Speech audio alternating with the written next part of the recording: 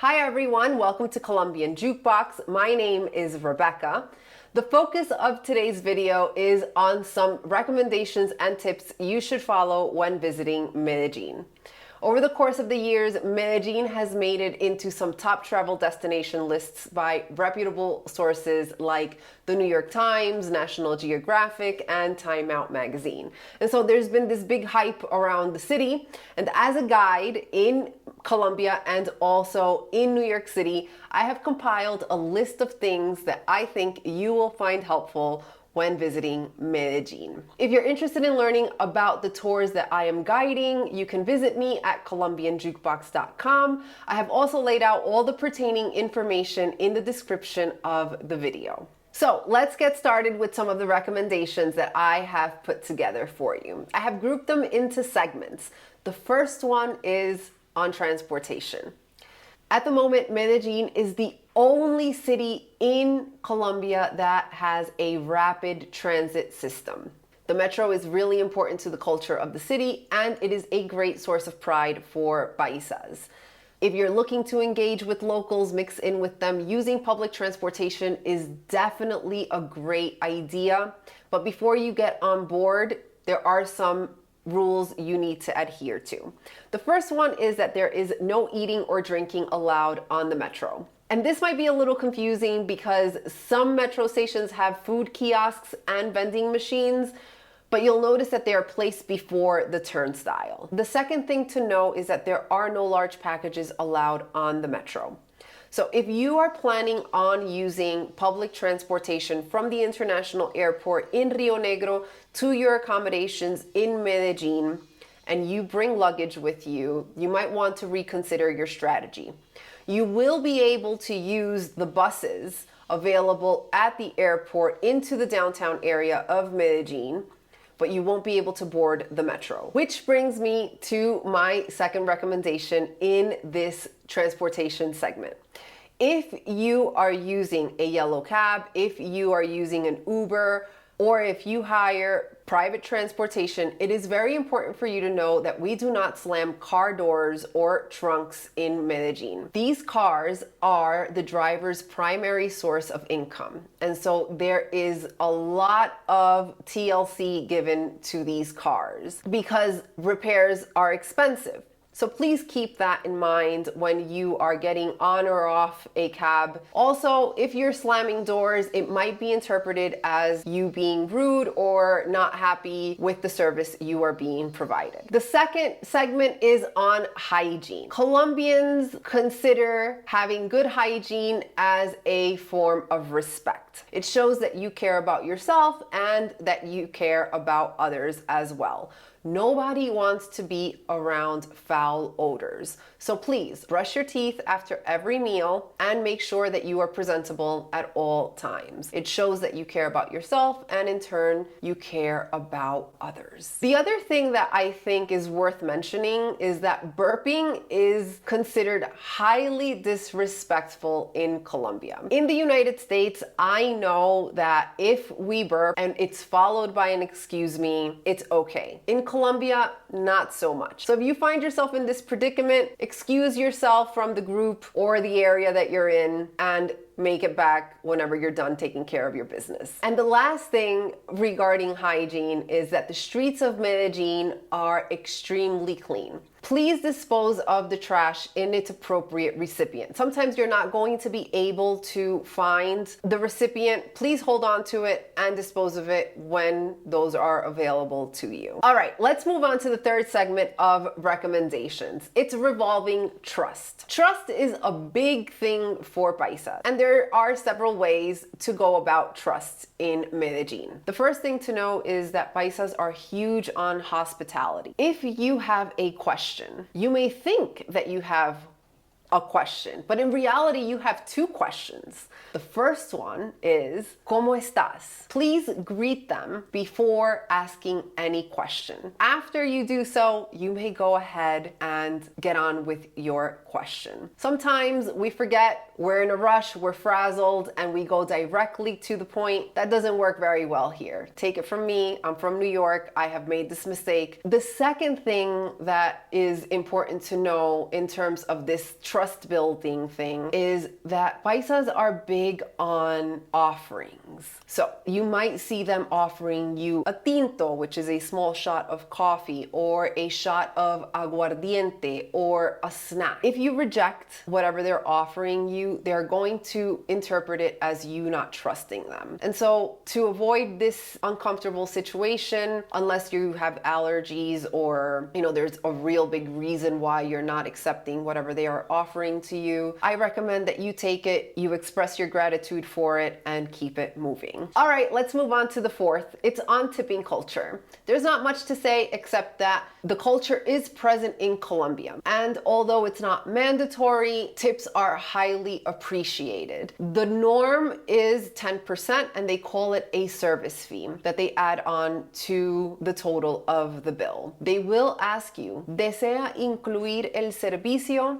To which you should kindly accept. All right, let's move on to the fifth segment of recommendations. This one is regarding Pablo Escobar and narco tourism. This is something I don't like to talk about, but I understand that it is a big question and a lot of people are curious about this period of time in Colombian history. I think it's difficult to calculate the number of casualties that arose from the inner city violence in the 80s and the 90s, but I do know that they are in the thousands. I also know that every person that met their end as a direct result of the violence had a family: mother, father, brothers, spouses, cousins, uncles, friends, co-workers that mourn them till this day. So if we are really going to talk about the effect of the violence, the number is in the hundreds of thousands, if not millions, if we consider all of the Colombians in the world. It is a very sensitive topic. Now, I know that Hollywood portrays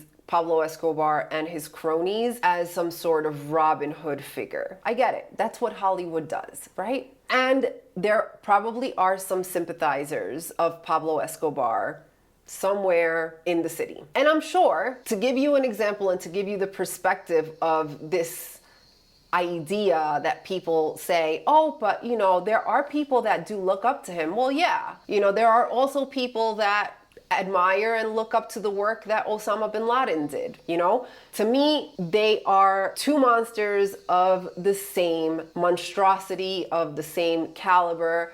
They were, extremely detrimental to their culture and to their people. But the difference is that you won't see a Robin Hood story coming from Hollywood regarding Osama bin Laden, right? And so keeping this in mind, when you arrive to Colombia and you're interested in joining these kinds of tours, which you will find, some of them are sold on telling the story from the victim's perspective, whatever, you will notice that they are only given in English. So if you're visiting from a Latin American country or a Spanish-speaking country and you don't speak English, you don't have access to this. Why? Because the local people do not want to hear these stories being told. That should give you an idea of what it feels like, how paisas feel. That is a really big indicator. All the tours regarding the violence in Colombia are held in English and not Spanish. All right, so now that we got that out of the way, let's move on to the sixth segment in these recommendations. All right, the sixth segment of recommendations is revolving safety. If your travel plans to Colombia are a long list of things that your mother told you not to do, Colombia is not the place you want to try those things out. Okay? It is the quickest way to get in trouble, and dating apps are included on that list. You're gonna hear different stories. My recommendation to you is to keep off of them and meet people in different ways. As you would in any other country, precaution is advised. If you're walking on the street and you want to take your cell phone out, a good way to know whether that's a good idea or not is to read the room. If there are people walking around you and they're using their cell phones on the street, street, why not, right? If you're waiting for a traffic light to change so that you could cross the street, that's also not a good time to get distracted and look at your phone. The same thing goes with jewelry, right? Please keep all of your valuable belongings at home where they belong. Colombia is not the place where you want to show off your purchasing power. All right, so now that we have safety out of the way, I want to move on to the last two segments. And these last two segments are more my perspective as a resident of Medellín and also as an observer of people and their habits. I think that when we travel, it's really important that we don't forget our role as guests. And as guests, we don't get to determine what is right or wrong based on how we do things at home. I think it's really natural that we compare things, right? And we filter everything that we see through our own beliefs and our own comfort zone. But that's not the intention of travel. Think of it like this. When you visit your friend's house, you're not visiting to critique how they're washing their dishes or how they do their laundry. The same kind of applies to travel. You're walking into somebody else's rhythm, and that rhythm is not there to audition for you. It's not auditioning for your approval. I think travel is really important because it broadens our horizons, it spreads cultural awareness. We learn a lot about other people, and we also learn a lot about ourselves, right? When we're outside of our comfort zone.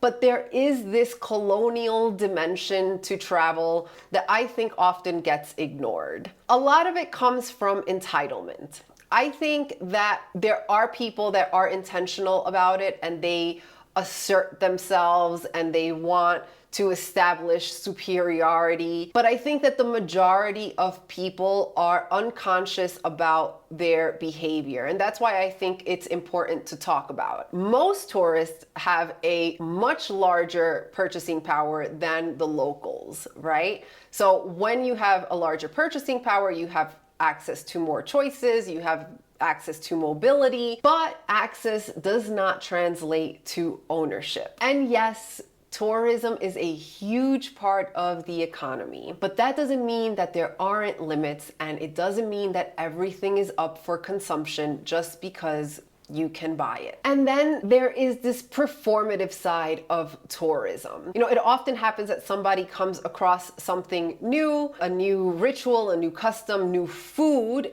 and it immediately gets turned into content. And there is this exaggerated sense of excitement because it's looking to go viral. And I get it. You know, we're after the likes, we're after the views, we're after the clout also. But these are not products, right? These are not a new pair of jeans that you just purchased. This is culture. This is a way of life for people. And what happens when we do that is that you're extracting this and you're putting it on display for it to be consumed without giving consideration to all of the history that goes behind that. So, you know, I think it's important to be a little bit sensitive and sensible with these ways on how we interact with new information that comes our way, especially if it's cultural. And with that, I will conclude my segments of recommendations and tips you should follow when you visit Medellín. If you're interested in learning about the tours that I guide in Medellín, you can visit me at colombianjukebox.com. I have also laid all of that information out for you in the description of the video. Don't forget to like and subscribe, and I hope to see you in the next video. Take care.